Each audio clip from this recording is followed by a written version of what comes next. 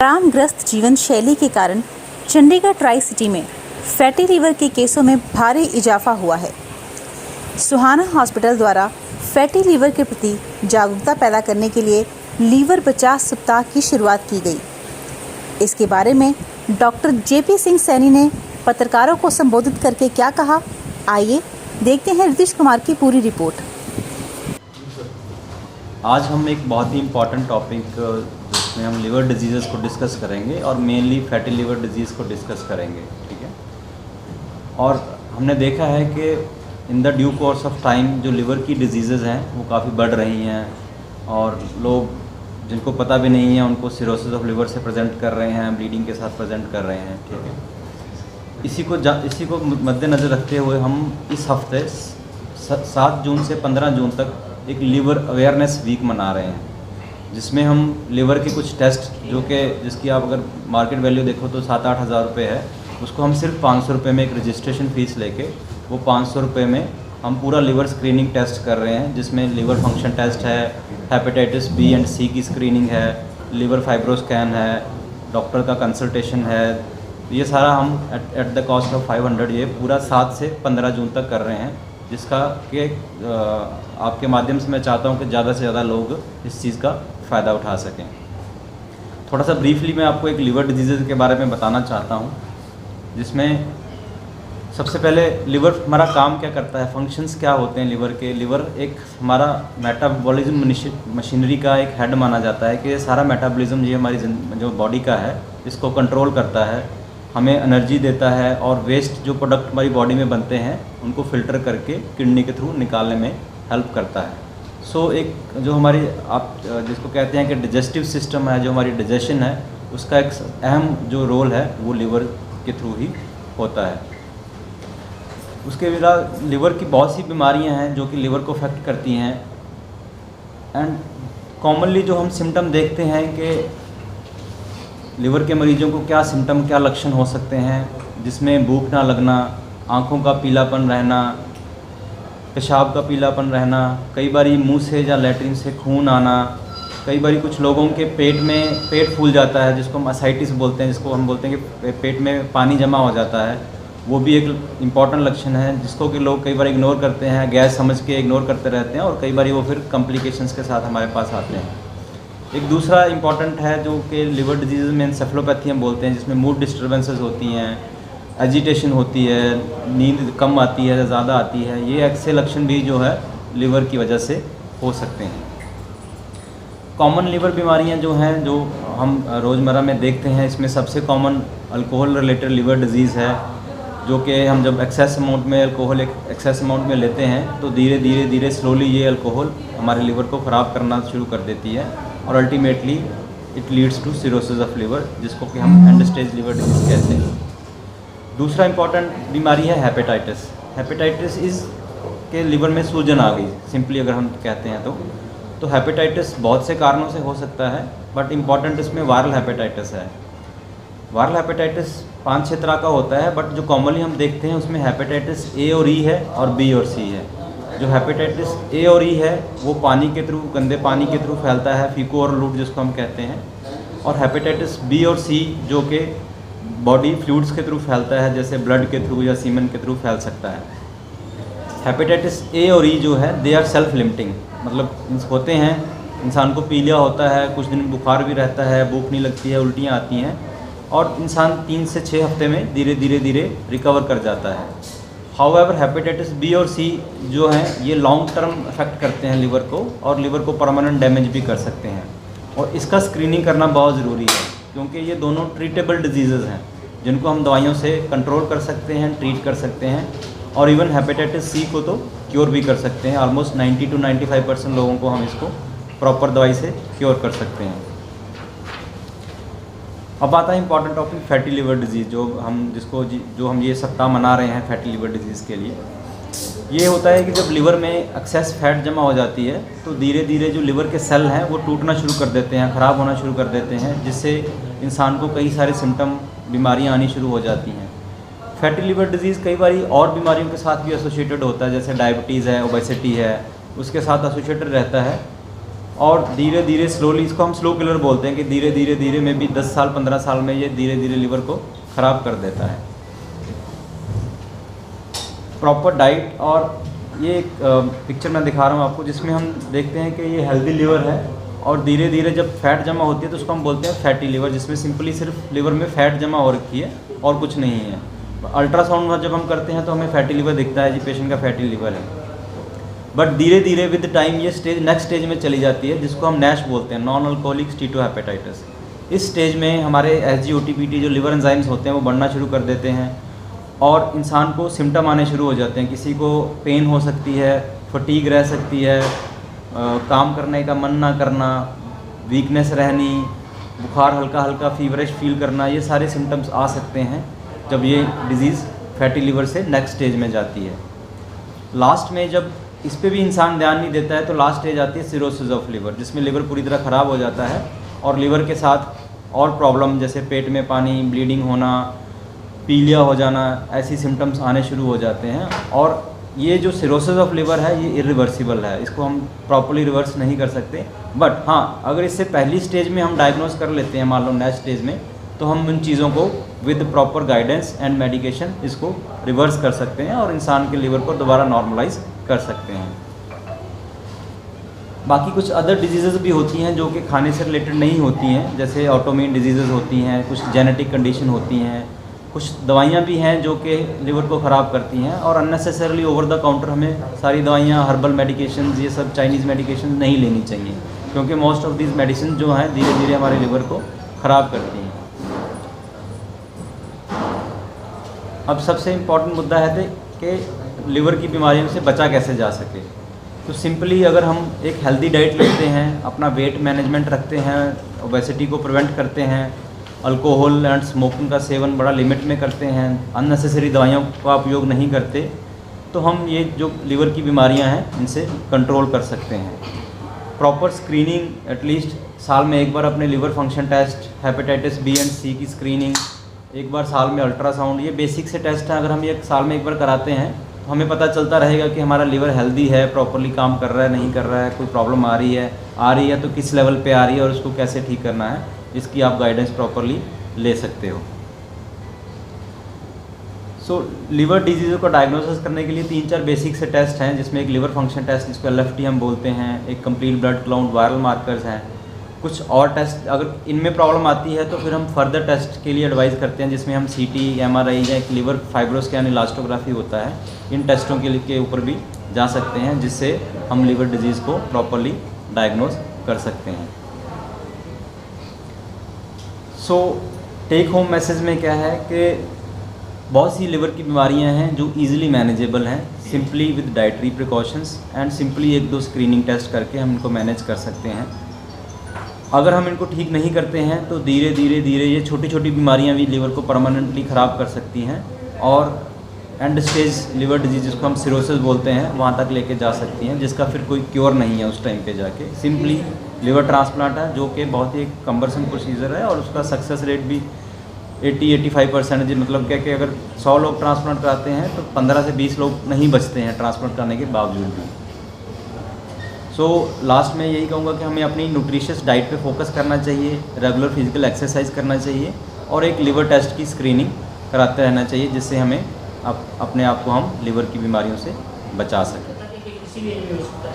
As किसी भी as में हो सकता है सर। इवन हमारे पास 8-10 साल के बच्चे भी कई बार आते हैं जो जंक फूड बहुत ज़्यादा सेवन करते हैं, उनमें भी 8-10 साल के बच्चों में भी मैंने फैटी लिवर देखा है और कई बार 70-70 साल के लोगों में भी फैटी लिवर सामने आ जाता है।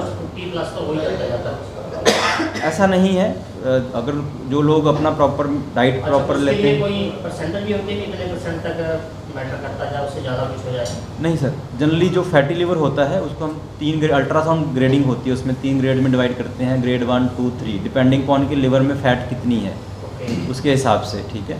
तो जो ये पहले फैटी लिवर होता है, फिर उसके बाद लिवर में इन्फ्लामेशन आती है। जब ग्रेड 3 पे भी हम ध्यान नहीं देते तो फिर उसके बाद नैश आता है, उसको बोलते हैं हम नॉन अल्कोहलिक स्टीटोहेपेटाइटिस, हेपेटाइटिस होना शुरू हो जाता है, लिवर में इन्फ्लामेशन आनी शुरू हो जाती है। जब उस पर भी हम ध्यान नहीं देते तो फिर धीरे धीरे लिवर प्रॉपर डैमेज होना शुरू हो जाता है।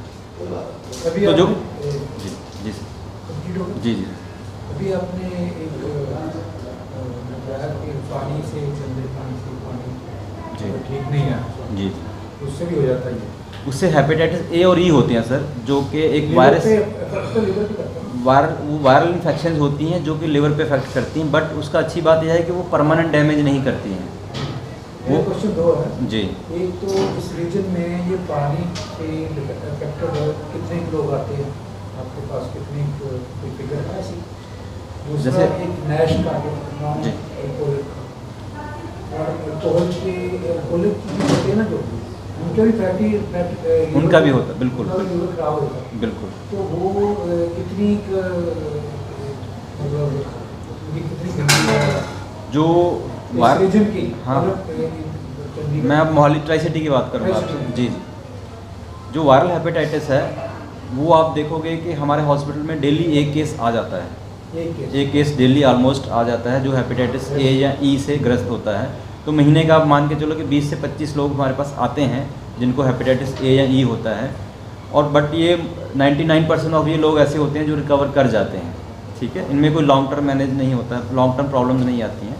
हाँ, हेपेटाइटिस बी और सी जो डिफरेंट है, ये हेपेटाइटिस ए और ई पानी से होते हैं, बी और सी ब्लड से होते हैं, ब्लड के थ्रू फैलते हैं, फिजिकल रिलेशनशिप के थ्रू फैलते हैं। B and C, B and C, A और ई पानी से फैलते हैं, बी और सी ब्लड के थ्रू या फिजिकल रिलेशनशिप के थ्रू फैलते हैं, जिसको काला पीलिया कहते हैं। बी और सी को काला पीलिया कहते हैं, ए और ई को नॉर्मल पीलिया बोला जाता है। बी और सी जो होते हैं ये अगर हम ट्रीट नहीं करते हैं तो ये लॉन्ग टर्म लिवर को ख़राब करते हैं। इनकी दोनों की ट्रीटमेंट अवेलेबल है, ठीक है। बी की ट्रीटमेंट थोड़ा लंबा कोर्स चलता है, सी की ट्रीटमेंट 3 महीने का कोर्स होता है। 3 महीने अगर इंसान ले लेता है तो क्योर हो जाता है। हाँ, अगर सी की ट्रीटमेंट हम नहीं लेते हैं तो ये धीरे धीरे लिवर को ख़राब कर देता है। तो ये आप देखो कि हेपेटाइटिस बी और सी के भी हम महीने में 10 से 15 पेशेंट ऐसे देखते हैं जो इन्होंने इग्नोर किया हुआ है, और हमारे पास फिर वो लास्ट स्टेज में सिरोसिस और लिवर पे पहुंचते हैं, जिस स्टेज में हम भी उनकी ज़्यादा हेल्प नहीं कर पाते हैं। इसका कारण क्या मानते हो कि आपके पास लास्ट स्टेज पर क्यों आते हैं पेशेंट? क्योंकि प्रॉपर स्क्रीनिंग नहीं है। लोग, जैसे मैं बता रहा हूँ कि साल में 2 साल में एक बार एटलीस्ट अपना, अगर हम इस एज में 40 से 60 की एज में स्क्रीनिंग करते रहते हैं तो एटलीस्ट हमें पता चल जाएगा कि हाँ, किसको हेपेटाइटिस बी है, सी है, किसी को लिवर की प्रॉब्लम तो नहीं आ रही है। तो सिंपली एक LFT करना है जिससे हमें पता चल जाएगा कि लिवर में प्रॉब्लम नहीं आ रही है कि नहीं आ रही है। जिसके लिवर फंक्शंस में खराबी आ रही है उसको एटलीस्ट ये टेस्टों की ज़रूरत है कि हाँ, क्यों हो रही है, हेपेटाइटिस बी है, सी है, फैट जमा हो रही है लिवर में, या क्या प्रॉब्लम आ रही है। तो इसके सिम्टम्स क्या है BC के? क्योंकि काफ़ी काला पीले काफ़ी देर बाद पता लगता है लोगों को। बिल्कुल बिल्कुल सही बताया, इसीलिए इसको काला बोला जाता है क्योंकि इसका लक्षण नहीं आता सर शुरू में कोई भी। पहले सपोज़ आपको अगर किसी को आज हेपेटाइटिस बी या सी होता है, उसको 5 साल तक पता ही नहीं चलेगा कि उसको हेपेटाइटिस बी या सी है। धीरे धीरे उसको फिर बाद में सिम्टम आने शुरू होंगे।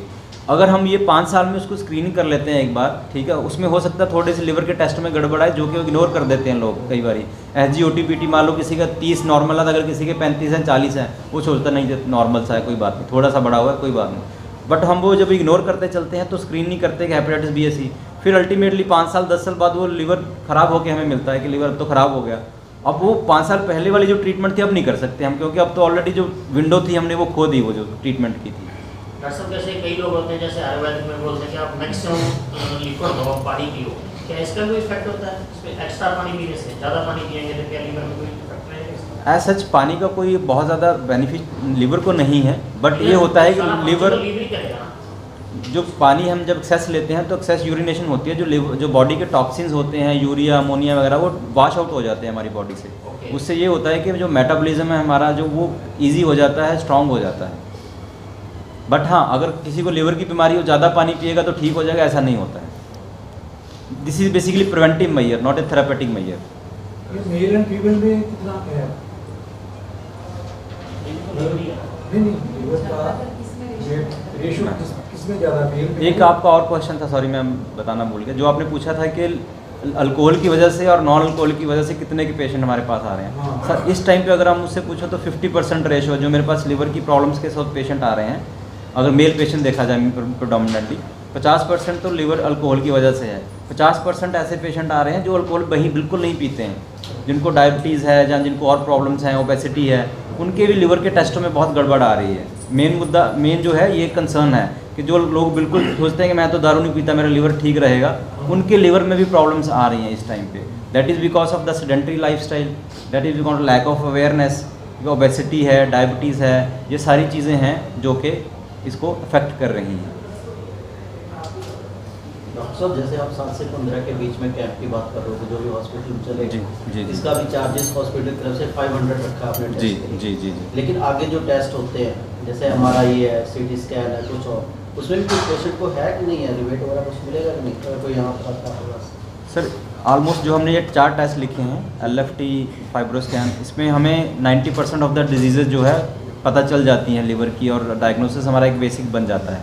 हाँ, किसी में अगर मान लो किसी के लिवर में कोई ट्यूमर निकलता है या कोई और प्रॉब्लम ऐसी रेयर वाली निकलती है तो उसमें हमें कोई CT या MRI करना पड़ता है, तो वो भी हमने इसमें पैकेज में रखा। बट मैनेजमेंट से एक बार डिस्कस करके अगर कुछ हो सकेगा तो वी विल डू दैट। ठीक है, कुछ ना कुछ हेल्प जरूर करेंगे हम।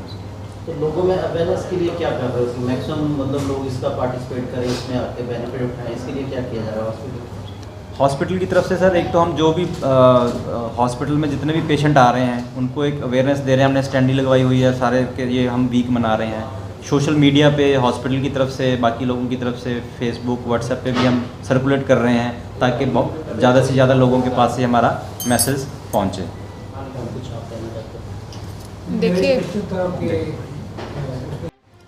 Disease, liver disease in male and female. देखिए, आदमियों में तो हमारा प्रेडोमिनेंटली अभी तो अल्कोहल हमारा मेन कारण है जो लिवर डिजीज़ करके आ रहे हैं। बट हाँ, यंगर पॉपुलेशन में एटलीस्ट जो बहुत मिनिमल अमाउंट ऑफ अल्कोहल पीते हैं या सोशल ड्रिंकिंग करते हैं, उसमें तो प्रेडोमिनेंटली मोटापा, ओबेसिटी, सीडेंट्री लाइफस्टाइल, जिसको फैटी लिवर बोलते हैं, वो ज़्यादा कॉमन है। और आजकल के जो स्टैटिस्टिक्स बोल रहे हैं, आजकल तो फैटी लिवर जो है NAFLD जिसको बोलते हैं, NAFLD या NASH, वो ज़्यादा तादाद में ज़्यादा बढ़े जा रहा है।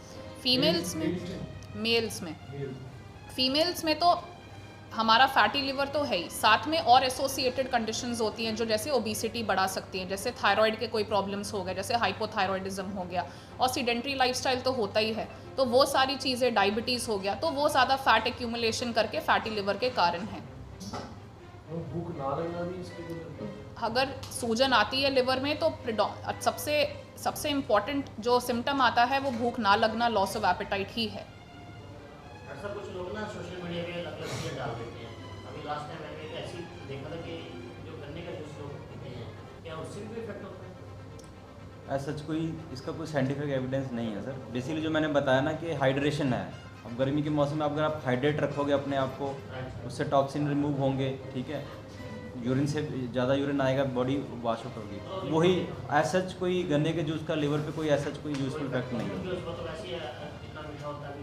बिल्कुल बिल्कुल। शुरू तो अभी हमने एक अवेयरनेस वीक किया है, तो एटलीस्ट इससे लोगों को पता चलेगा कि आप अपने लिवर को लाइटली ना लें। एक बेसलाइन टेस्टिंग तो हर इंसान को करनी चाहिए इर्रिस्पेक्टिव ऑफ जेंडर।